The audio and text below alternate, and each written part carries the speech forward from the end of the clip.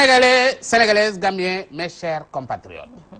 Maître El Hadji Diouf nee na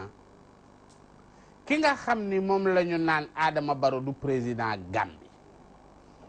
bu doon ci journalisme la dañ naan li Maître El Hadji Diouf wax dafa kadik parce que train bi romb na ko fa di dem lu tax parce que dafa am waxtu wuñ naan diw du président ak waxtu woo xam ni romb nañ loolu muy ba diw yëkkatee daal dee waat daal dee wax ñu wax ni prêter na serment ngir nekk li nga xam ne mooy président Gambie kon li wér mooy mu neex Maître El Hadji Diouf Adama Barrow mooy président mu naqari ko Adama Barrow mooy président parce que waat na ko ba noppi te it ma dana exercer la nga xamante ni bii mooy mbir moom léegi nag maître des na ci moom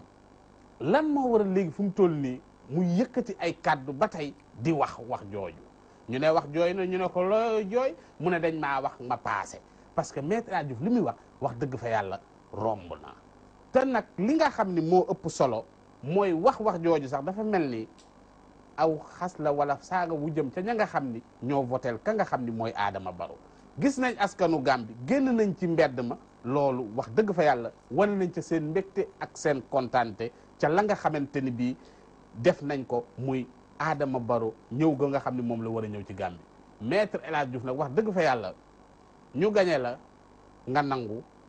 loolu ab sportif moo koy def fi mu toll nii wax dëgg fa yàlla neexul ba neexul Diouf waaye daanu nga mes chers compatriotes jërë ngeen jëf